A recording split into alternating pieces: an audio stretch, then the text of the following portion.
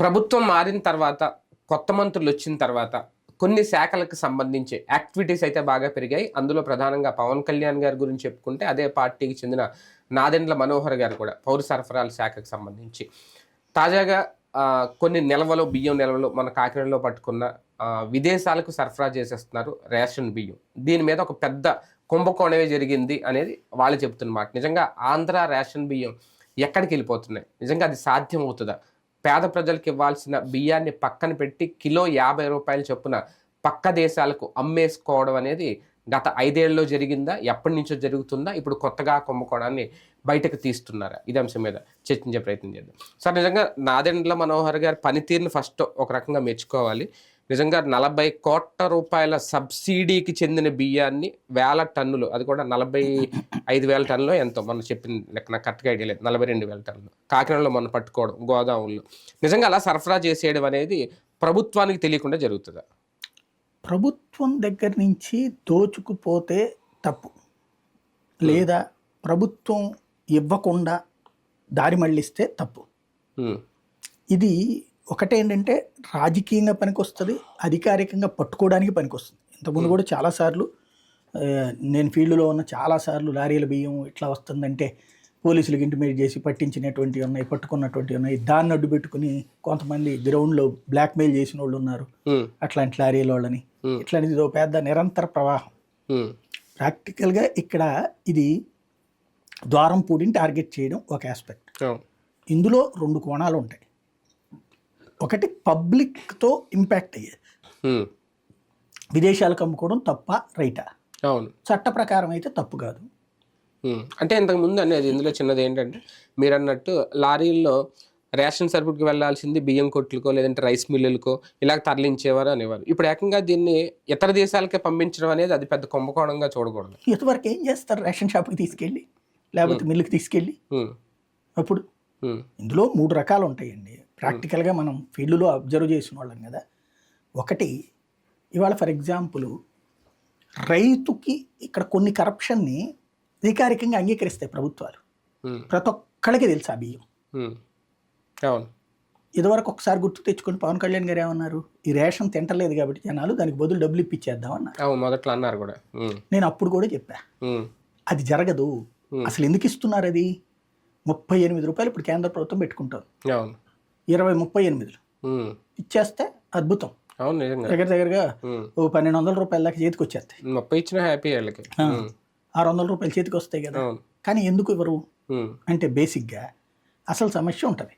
ఏంటయ్యా అంటే ఇప్పుడు మన దేశంలో మన రాష్ట్రంలో పండేటటువంటి పంటలో ఇందులో రకాలు ఉంటాయి. బియ్యం, సన్న బియ్యం, కర్నూలు సోనా, తర్వాత మీ గోదావరి జిల్లాలో ఓ సన్న బియ్యం ఉంటుంది, స్వర్ణ బియ్యం అని ఉంటుంది. అట్లాగే అక్కుళ్ళు, నెంబర్లు, ఇవి నెంబర్ల బియ్యం. ఈ నెంబర్ల బియ్యంలో ఇవి ఏంటంటే దుడ్డు బియ్యం అంటాం మనం మామూలు. ఇవి సాధారణంగా మనం పాత రోజుల్లో అయితే అందరం తిన్నాం. మా చిన్నప్పుడు అయితే రేషన్ షాపు బియ్యమే లెక్క. తర్వాత అవి కడుపు నొప్పి వస్తూ ఉంటుంది. అంటే మనం పల్లె ప్రాంతాల్లో ఉన్నటువంటి వాళ్ళకి అలవాటే. వాళ్ళు ఏంటంటే శారీరక శ్రమ ఎక్కువ చేస్తారు. పొద్దున్నుంచి రోకళ్ళు, తిరగళ్ళు, పిండి మారలు వాళ్ళే పిండి పడతారు, రుబ్బుతారు. ఇవన్నీ చేయడం వల్ల అరుగుదల శక్తి ఉంటుంది కాబట్టి అది బియ్యం తప్పేం కాదు. కానీ అరుగుదల శక్తి ఉండాలి. అది ఓ రకంగా చెప్పాలంటే అది తిన్న తర్వాత కూర్చుంటే మనకి అనారోగ్య సమస్యలు వచ్చేస్తాయి. కాబట్టి వాటిని ఇదివరకటి రోజులైతే తినేవాళ్ళు, కానీ ఇప్పుడు తింటలేదు మ్యాక్సిమం. ఇప్పటికీ కొంతమంది పేదల వరకు తింటున్నారు, బాగా తక్కువ ఆదాయం ఉన్నటువంటి వాళ్ళు. మిగతా వాళ్ళందరూ ఏం చేస్తారు అంటే ఈ రేషన్ షాపుల దగ్గర నేను బాగా గమనించినటువంటిది, రేషన్ షాపుల్లో ఒక ప్యాకెట్లు ఉంటాయి. చింతపండు పొట్లం, బెల్లం పొట్లం, ఇట్లాంటి పొట్లాలు ఉంటాయి. పప్పులు, కందిపప్పు 300 గ్రాముల పొట్లము, 400 గ్రాముల పొట్లము, ఇట్లాగా. అంటే రేషన్ షాపు వాళ్ళు మామూలుగా వేరే ఇది నడపకూడదు బిజినెస్. కానీ అందులో ఎందుకుంటాయి ఇవన్నీ అంటే ఇప్పుడు మీకు బియ్యం కావాలి, వస్తారు, తంబేసుకున్నాక ఏం కావాలి అంటే కందిపప్పు ఇలే అంటారు. 20 కిలోల బియ్యానికి ఒక కందిపప్పు పొట్లం ఇస్తారు. అంటే రూపాయల లెక్కన, కేజీ రూపాయల లెక్కన 20 రూపాయలు. ఏది అది పాతి కిలో 10 రూపాయలు. వాళ్ళు లెక్క 7 రూపాయలు తీసుకుంటారు. అంటే రూపాయి ప్లస్ 7 లెక్కేసుకోవాలి. 8 రూపాయలు. 8 రూపాయలు. 8 లెక్కను చూసుకుంటే 20 కిలోలు అనుకోండి. 28 160. కాబట్టి 160కి మామూలుగా మీకు 1 కిలో పప్పు ఇవ్వాలి, కానీ 30 కిలో పప్పు ఇస్తారు చేతికి. అక్కడ తింటారు. దాంట్లో కూడా బెల్లం 1 కిలో బెల్లం వస్తుంది. దీంతో మనకి పాత రోజుల్లో బ్రిటిష్ వాళ్ళ కంటే ముందు మనకి బార్టర్ సిస్టమ్ అనేవాళ్ళు, వస్తు మార్పిడి విధానం అంటారు. మనకి టెక్స్ట్ బుక్ లో ఎకనామిక్స్ లో రాస్తారు. అంటే ఆ రోజుల్లో మనం బియ్యం ఇస్తే పక్కన కందిపప్పు వండించేవాళ్ళు పప్పు ఇస్తారు. ఇట్లాంటిది బార్టర్ సిస్టమ్ అనేది మన పురాతన కాలంలో ఉండేది. ఆ బార్టర్ సిస్టమ్ నడుస్తుంది రేషన్ షాపులు. మరి వాళ్ళు ఏం చేసుకుంటారు? అవన్నీ పెట్టుకుని వాళ్ళు దాన్ని తీసుకెళ్ళి వాళ్ళ దగ్గరికి వీళ్ళు వస్తారు, బ్రోకర్లు వచ్చి బియ్యం కొనుక్కుంటారు. రేషన్ షాపుల వాళ్ళు వెనకాల ఇంట్లోనో లేకపోతే వేరే చోట గోడౌన్ లాగా పెట్టుకుంటారు. ఇక పెట్టుకున్నాక దాన్ని వీళ్ళు కొనుక్కుని ఈ బ్రోకర్ ఎంత కొంటాడు? 2 రూపాయలు వేసుకుని, ఒక 5 రూపాయలు వేసుకుని, డిమాండ్ని బట్టి. బ్రోకర్లు ఎక్కువ అయ్యారనుకోండి డిమాండ్ పెరుగుతుంది. బ్రోకర్ తక్కువ ఉంటే కనుక ఇది, ఎందుకంటే వాళ్ళకు రిస్క్ ఉంది, దారిలో పోలీసులు పట్టుకుంటే మళ్ళీ మొత్తం ఇరుక్కుంటారు. కాబట్టి అట్లాగా ఓ లారీ సరుకు వాళ్ళు తీసుకెళ్ళి ఏం చేస్తారు? రైస్ మిల్ వాళ్ళకి ఇచ్చి పాలిష్ పెట్టించి మళ్ళీ ఈ రైస్ మిల్ వాళ్ళు వీళ్ళకి ఇవ్వాలి కదా కోటా కిందన, ఇది మన సేకరణకి, ధాన్యం సేకరణ ఉంటది కదా గవర్నమెంట్ తరఫున సివిల్ సప్లైస్ కి, వాళ్ళకి ఇస్తారు. మళ్ళీ ఇదే బియ్యం సైక్లింగ్ అంటాం దాన్ని. అది ఒక ఆస్పెక్ట్. పాలిష్ పట్టి మళ్ళీ ఇవ్వటం, దాన్ని మళ్ళీ వీళ్ళు తీసుకొచ్చి రేషన్.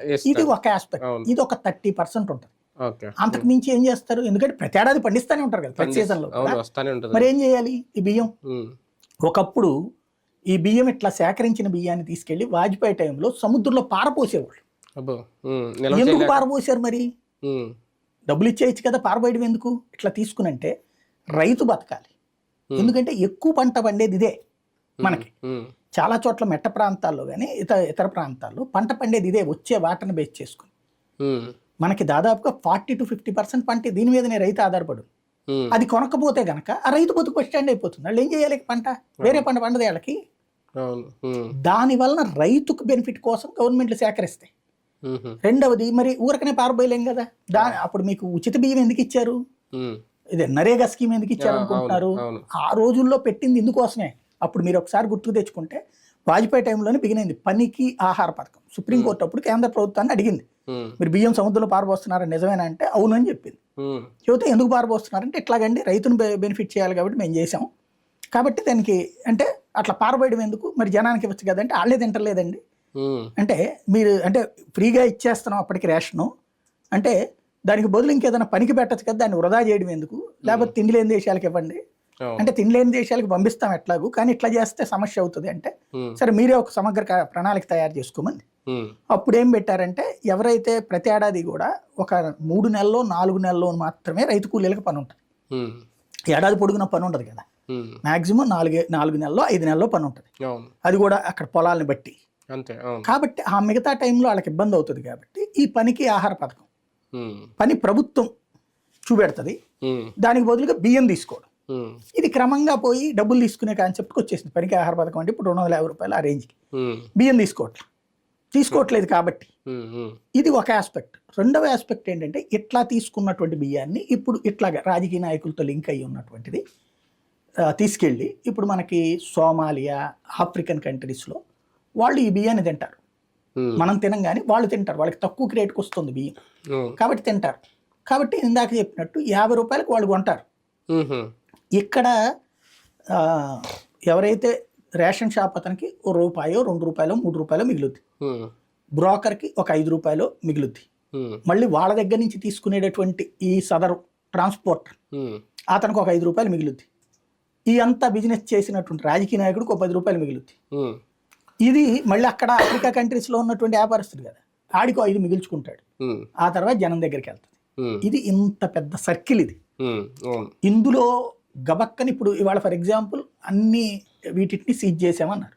ఇప్పుడు ఎవరు కొనరు, ఏం చేస్తారు? బియ్యం సేకరించకూడదు, అప్పుడు గోడౌన్స్ ఖాళీ ఉండవు, నిండిపోతాయి. ఏం చేస్తారు అప్పుడు? మళ్ళీ సముద్రం. చాలా పెద్దది. అంటే మనం ఉపన్యాసాలు ఇవ్వడానికి వాస్తవికతకి ఉండేటటువంటి తేడా అది. ఇందులో జగన్ తినేస్తాడా లేకపోతే ఇంకోటి అంటే ఒకటి అందరూ తీసేసుకుంటే ఇలా నిలవ ఉండదేమో, ఈ సబ్సిడీ బియ్యం తీసుకెళ్లి విదేశాలకు అమ్ముకునే పరిస్థితి ఉండదేమో. తీసుకోలేకపోతున్నారు కాబట్టి నిల్వలు పెరుగుతున్నాయి. దానికి ఇప్పుడు వచ్చిన పౌర సరఫరాల శాఖ మొన్న లేదంటే పవన్ కళ్యాణ్ గారు అన్నట్టు ఒక ఆల్టర్నేటివ్ ఎందుకు ఆలోచించలేకపోతున్నారు? దాని కోణంగా ఎందుకు చూస్తున్నారు? నేను చెప్తున్నది అదే. ఇప్పుడు తీసుకోకుండా ఉండాలంటే ఇప్పుడు బియ్యం నాకు వద్దని ఎవడన్నా చెప్తాడా? తీసేసుకోవాలి అని. తీసేసుకుంటే నిల్వలు ఉండవు కదా. ఎట్లా తింటాడు? వాళ్ళు తింటలేదు కదా. ఇప్పుడు వాళ్ళు తీసుకుంటున్నారు, కొంతమంది తీసుకుని అమ్ముతున్నారు. మళ్ళీ కొన్ని ఏరియాల్లో ఏం చేస్తారంటే ఈ మాకు వద్దని చెప్తారు వీళ్ళు. ఇప్పుడు రేపు పొద్దు నుంచి ఫర్ ఎగ్జాంపుల్ 10 కిలోలు మనం తీసుకుంటాం, వెనకాల ఇంకో లారీ వస్తుంది, ఇంకో ఆటో, అమ్మా ఎంత ఎన్ని ఉన్నాయి మీ దగ్గర, ఇట్లా తీసుకెళ్ళండి, డబ్బులు ఇచ్చి తీసుకెళ్తారు. అది కూడా జరుగుతుంది కొన్ని ఏరియా. అవును, అది ఇక్కడ వరకే హోటల్స్ కో ఉపయోగిస్తున్నారు. అది కూడా ఇదే విదేశాలకు ఎక్స్పెక్ట్ 2 రకాల బ్యాచ్. అది ఉంటది, ఇది ఉంటది. ప్రతి చోట ఒక సమస్యకి సొల్యూషన్ అన్నటువంటిది మన దేశంలో ప్రజాస్వామ్యంలో ప్రజలు అంగీకరించాలి.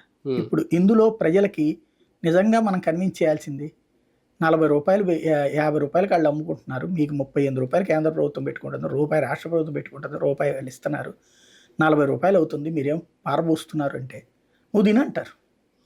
మంత్రులు ఎవడని తింటాడా? సీఎం ఏమైనా తింటారా? అది తింటూ రోజు ఉంటారా? అందరూ తింటారు, అదే కదా, నో డౌట్. వాళ్ళు తింటా ఉండి మీరు కూడా తినమని చెప్పండి, అప్పుడు అసలు గొడవే లేదు. వాళ్ళు అది తినకుండా వాళ్ళు మంచి బియ్యం తిని బాస్మతిలు తిని వీళ్ళని తినమంటే పోనీ వదిలేసుకోవచ్చు కదా. ఎందుకు వదిలేస్తారు? ఫ్రీగా వచ్చింది. ఇప్పుడు జగన్ ఇచ్చిన పథకాన్ని ఎవడన్నా వదులుకున్నాడా? ఇప్పుడు చంద్రబాబు ఇస్తానంటే ఎవడన్నా వద్దంటున్నాడా? ఫ్రీగా వచ్చేది నా హక్కు అనుకుంటారు. అది ఒక సమస్య ఇక్కడ. కానీ మొన్నటి వరకు అంటే మరి ఇప్పుడు జరుగుతుందా లేదా, ఈ నాదెండ్ల మనోహర్ గారు వచ్చారు కాబట్టి దీన్ని ఆపుతారేమో తెలియదు. కానీ మొన్నటి వరకు ఎమ్మెల్యేలకు అంటే ఒక ద్వారంపూడిని టార్గెట్ చేశారని కాదు, ఎమ్మెల్యేలకు స్థానిక ప్రజాప్రతినిధులకు ఇది ఒక మంచి బిజినెస్ అయిందని అనుకోవచ్చు. లేదు, నాకు తెలిసి చాలా మంది ఎమ్మెల్యేలకి దీంతో సంబంధం ఉండదు. అవన్నీ గ్రౌండ్ లెవెల్లో ఓ రకంగా చెప్పాలంటే ఇసుక ప్రతి ఎమ్మెల్యే తినలేడు. వాళ్ళకి అక్కడ ఉన్నటువంటి దాన్ని బట్టి నాయకుడు వాళ్ళ రాజకీయం దాని మీద ఆధారపడి ఉంటుంది. బియ్యం మీదన ఎమ్మెల్యేలకు ఎవరికేం డబ్బులు రాదు. దీంట్లో ఏంటంటే నేను చెప్పినట్టు ఆ సేకరించుకునేవాడికి ఇదివరకు అయితే కనుక పాపం వీళ్ళు తినేవాళ్ళు, రేషన్ షాపులో వాళ్ళకి ఎంత వస్తుంది అనుకుంటున్నారు? అసలు దారుణమైన బతుకులు వాళ్ళే. రేషన్ షాప్ అతనికి వచ్చేటటువంటిది మినిమం 1800 నుంచి 2000, మ్యాక్సిమం 6000, హయ్యెస్ట్ 7000 అట. వాళ్ళకి ఇప్పుడు కాదు ఎన్ని సంవత్సరాల నుంచి అదే ఉంది. వాలంటీర్ కంటే తక్కువ జీతాలు తీసుకుంటున్న వాళ్ళు ఉన్నారు. ప్లస్ మళ్ళీ వాళ్ళు ఎదురు డబ్బులు ఇవ్వాలి. ఇప్పుడు మన దీంట్లో పౌర సరఫరాల శాఖలో తెచ్చుకుంటానికి డబ్బులు కట్టి తెచ్చుకోవాలి ఆ బియ్యం పప్పులు ఉప్పులు. వాళ్ళు మళ్ళీ వెనక్కి ఇస్తామంటే ఒప్పుకోదు పౌర సరఫరాల శాఖ. నెక్స్ట్ నెల అకౌంట్లో వేసుకోమంటది. అందులో 2వ నెలకు ఉంచేటప్పటికి ఆ బియ్యంలో పురుగు వచ్చింది అనుకోండి, వెంటనే మనం వార్త వేస్తాం పురుగులతో. రేషన్ డీలర్ మీద చర్య, కందిపప్పు 2వ నెలలోకి వచ్చేటప్పటికి ప్రాబ్లము, పురుగులు ఇది ఎట్లా ఇస్తున్నారు, వెంటనే డీలర్ని సస్పెండ్ చేయండి. నిజంగా వాళ్ళది నరకం. మనం వాస్తవికతకి దూరంగా ఉంటాం సమాజం, అదో సమస్య. నాదెండ్ల మనోహర్ గారు ఒక పెద్ద టాస్కే తీసుకున్నారా, లేదంటే ఇది ఫైనల్ గా కొండను తవ్వి ఎలకని పట్టించి అందంగా తేలిపోద్దా? లేదు, చాలా మంచి ఆలోచనే. దీనికి ఏదో ఒక సొల్యూషన్ వస్తుందేమో. నేను అనుకుంటుంది ఏంటంటే పిల్లి మేడలో ఎవరి గంట కట్టాలని ఇప్పటిదాకా ఉంది. ఇది ద్వారంపేట మీద కోపం అన్నా ఒక రకంగా మంచిదైంది. ఇప్పుడు ఇది చేస్తారు. ఇప్పుడు రేపు పొద్దున రేషన్ ఇవన్నీ దాచిపెట్టే గోడౌన్లో వాళ్ళ బతుకేంటి, ఈ బియ్యం ఎవరు కొంటారు, కొనకపోతే ఏం చేస్తారు, ఇవన్నీ కూడా తేలుతుంది. 2-3 నెలల్లో క్లారిటీ వస్తుంది. ఇప్పుడు దానివల్ల ఎక్స్పోర్ట్లు ఆగిపోయినాయి అనుకోండి, ఎక్స్పోర్ట్ తగ్గిన ఆంధ్రప్రదేశ్. అలాగే దానివల్ల రేపు పొద్దున జనాల దగ్గరికి సంబంధించి డబ్బులు రాలేదనుకోండి, తిరగబడ్డ జనం. ఇట్లాంటివన్నీ రాకుండా వాస్తవికంగా సొల్యూషన్ ఏం చూపెడతారు ఆయన? ఇది ఆయనకి తెలియదు కదా. ఇప్పుడు 2 రోజులు పోయాక దీనికి సంబంధించిన పరిష్కారం తెలియాలి. ఇది బాగుంది అనుకోండి, ఇక రేపటి నుంచి అందరూ జనం తింటం బిగించేశారు అనుకోండి, హ్యాపీనే కదా రాష్ట్రంలో. అప్పుడు ఈ బియ్యం పండించే రైతు పెరుగుతారు. అంటే అక్రమం కాదు అని అనుకున్నా ఎంచుకున్న మార్గం అక్రమ మార్గంగా కనిపించట్లేదు. ఖచ్చితంగా నిబంధనలకు విరుద్ధమే. అది అమ్మడం తప్పు, ఎక్స్పోర్ట్ చేయడం తప్పు, గోడంలో దాచడం తప్పు, ఇదంతా తప్పే. కానీ ఈ తప్పు వెనకాల ఉన్నటువంటి ఒప్పిది, దాన్ని ఏం చేయాలి, అది పరిష్కారం ఇప్పుడు చెప్పాలి గవర్నమెంట్. ఇప్పుడు పబ్లిక్ కి ఆ బియ్యం వద్దండి, తినరు. 30% మంది నుంచి తినరు. 15% నుంచి 20% మంది ఏమో డైరెక్ట్ గా అన్నం తింటారు ఆ బియ్యంతో. ఒక 10% మంది ఏంటంటే ఇప్పుడు ఫర్ ఎగ్జాంపుల్ మనకి అక్షంతలు వేస్తుంటారు చూడండి పంతులు గారు, ఉమ్. ఆటెట్లోనే కలుపుతారు. ఉమ్. రెండోది మీరు రోడ్ల పక్కన బళ్ళ దగ్గర దోషపిండి వేస్తారు, ఇవే వాడతారు. ఉమ్. కాబట్టి వాళ్ళ వరకు ఇవి వాడుతున్నారు, అందువల్లనే ఆ 10% అన్న వినియోగం నడుస్తుంది. 20% మంది లేబర్ తింటున్నారు, మిగతా 70% మంది తింటలా. వాళ్ళు వద్దంటారా? ఓకే, వాళ్ళు వద్దనాలంటే నువ్వేమిస్తావు వాళ్ళకి, దానికి ఆల్టర్నేటివ్ అది తేలాలి. ఇంకోటి, అప్పుడు వాళ్ళు తీసుకోపోతే రైతు దగ్గర నువ్వు తీసుకోవడానికి ఉండదు కదా సేకరణ, అప్పుడు రైతు బ్రతికేంటి? ఇవన్నీ ఒక చక్రం, విషస్ సర్కిల్ అనమాట. అంటే కేంద్రం కూడా ఇన్వాల్వ్ అవ్వాలేమో దీంట్లో. కేంద్రం ఇన్వాల్వ్ కాదు, ముందు అసలు సొల్యూషన్ నీకు, కేంద్రానికి అదేం లేదు. నువ్వు బియ్యం వద్దంటే కనుక హ్యాపీ అంటది, అది 30 రూపాయలు మిగులుతాయి, అంతే. 35 రూపాయలు చెప్పుడు మిగిలిపోద్ది అది. రైట్, చూద్దాం. నిజంగా ఇది పెద్ద కుంభకోణంలా చూడాలా, లేదంటే ఇప్పుడు నాదెండ్ల మనోహర్ లాంటి వాళ్ళు ఆ శాఖకి మంత్రిగా వచ్చారు కాబట్టి దీని ఒక సొల్యూషన్ లేదంటే ఒక ఆల్టర్నేటివ్ పరిష్కారం ఏమన్నా చూస్తారా? నిజంగా కోట్ల విలువైన బియ్యం, రేషన్ బియ్యం పక్క రాష్ట్రాలు లేదంటే పక్క దేశాలు తరలిపోవడాన్ని కుంభకోణంలో చూడాలి. చూద్దాం ఏం జరుగుతుంది.